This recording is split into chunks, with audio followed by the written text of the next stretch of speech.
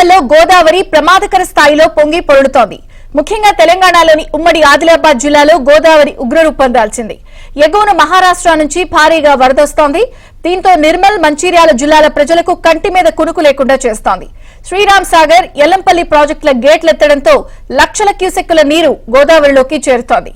కాళేశ్వరం దగ్గర మొదటి ప్రమాద హెచ్చరిక జారీ చేశారు. భద్రాచలం దగ్గర రెండవ ప్రమాద హెచ్చరిక జారీ చేయనున్నారు.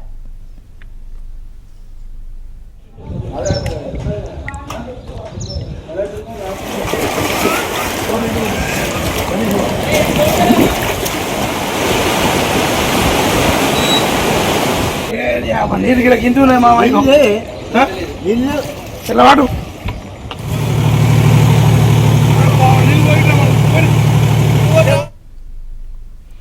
నిర్మల్ జిల్లా బాసరను గోదావరి వరద ముంచెత్తింది.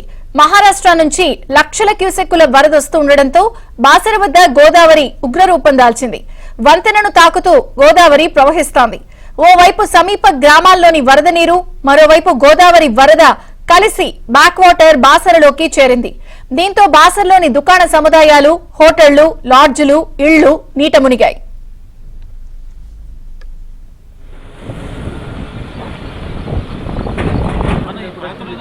ఇంతకుముందు 85లో ఒకసారి 91లో ఒకసారి 6 సంవత్సరాలు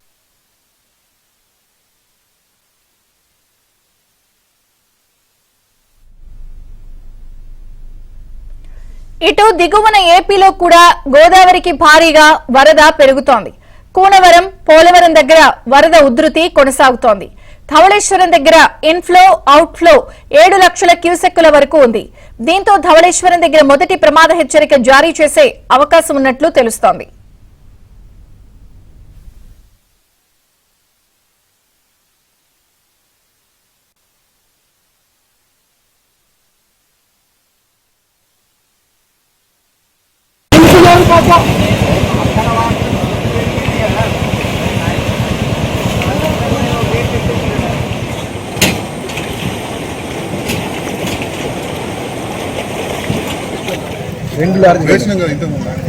ఇప్పుడు పెరుగుతుందా? ఇది దిగుతుందా? 50 నిమిషాలు.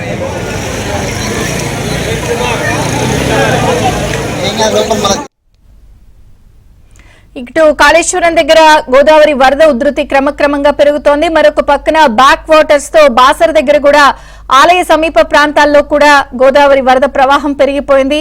ఎన్డీఆర్ఎఫ్ బృందాలు కూడా వచ్చాయి. అక్కడ స్థానికంగా కొంత ఇబ్బందికర పరిస్థితి ఉన్న నేపథ్యంలో వరద ప్రభావం స్పష్టంగా కనిపిస్తోంది.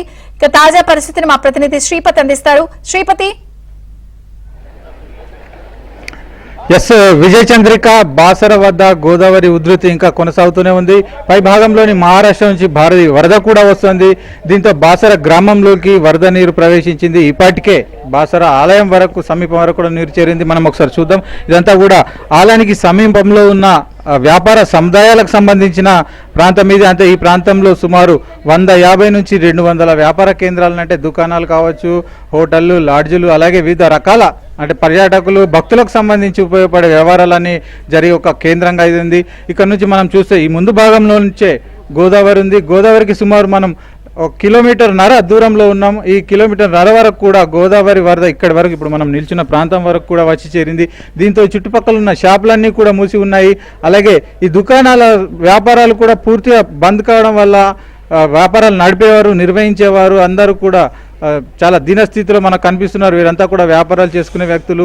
ఇటు షాపులు బంద్ కావడము, భక్తులు రాకపోవడము, జనాలు రాకపోవడంతో వారంతా కూడా చాలా ఇబ్బంది పడుతున్న పరిస్థితి కనిపిస్తుంది. అయితే చూసుకుంటే మనం ఇప్పుడు ప్రస్తుతం నిల్చున్న ప్రాంతంలోనే మనకి మోకాలి వరకు కూడా వరద నీరు ఉంది. అయితే ఇప్పుడున్న ప్రాంతం మనం ఇది ఒక బార్డర్గా ఉంది. అమ్మవారి ఆలయానికి చాలా సమీపంలో మనం ఉన్నాం. ఇక్కడే మోకాలి వరకు నీరు ఉంది. కొద్దిగా ముందు భాగంలో చూసుకుంటే మాత్రం నడుములోతు వరకు కూడా నీళ్లున్నాయి. అంటే జనాలు కూడా బయటకు రారాదు. ఇటు వ్యాపారాలు చేసుకునే వారు కావచ్చు, ఎవరైనా వచ్చే భక్తులు కూడా కావచ్చు, బయటకు రాలేని పరిస్థితులు ఉన్నాయి.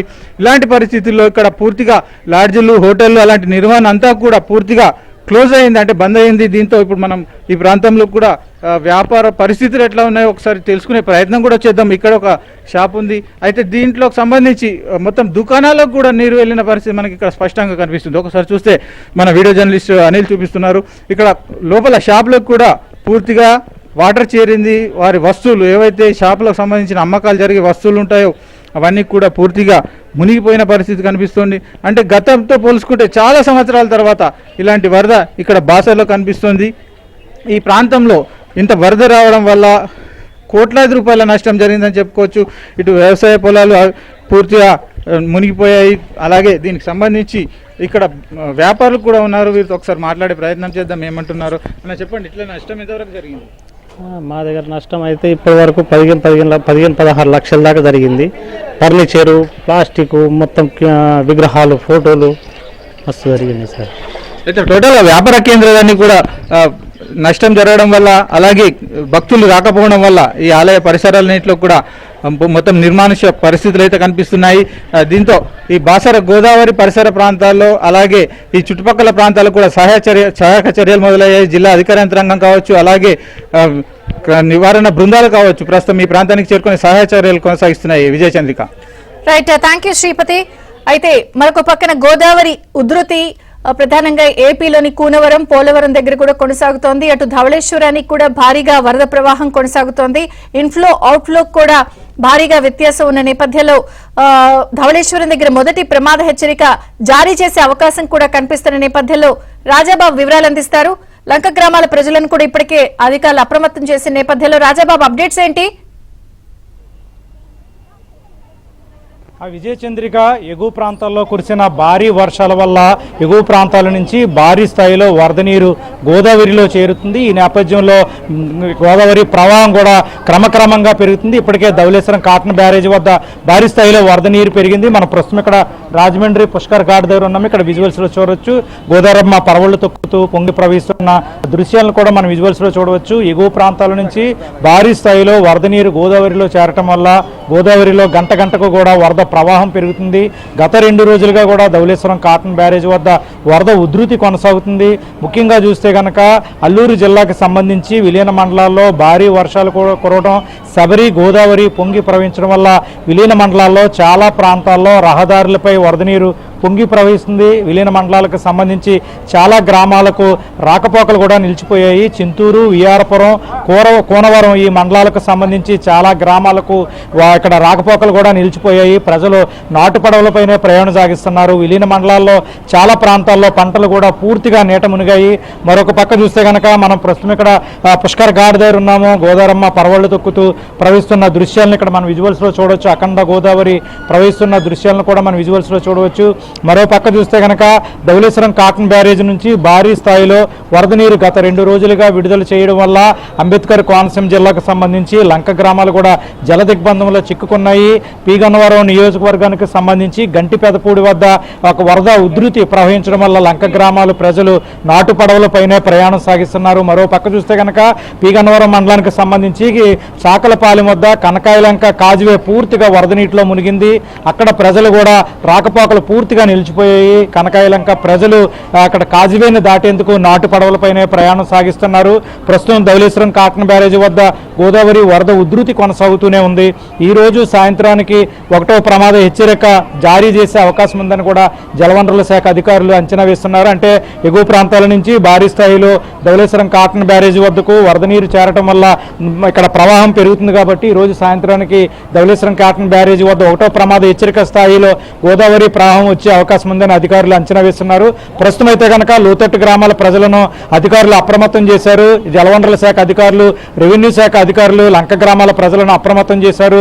ప్రజలు కాజువేలపై దాటుతున్నప్పుడు, నాటు పడవలపై ప్రయాణం చేసేప్పుడు జాగ్రత్తలు తీసుకోవాలని కూడా అధికార యంత్రాంగం హెచ్చరించింది. మరో పక్కన అంబేద్కర్ కోనసీమ జిల్లాలో పూర్తిగా ఉద్యాన పంటలో నీటి మునగడంతో రైతన్నలు తీవ్ర ఆవేదన వ్యక్తం చేస్తున్నారు. ఇది విజయచంద్రిక గోదావరి వరద ఉధృతికి సంబంధించి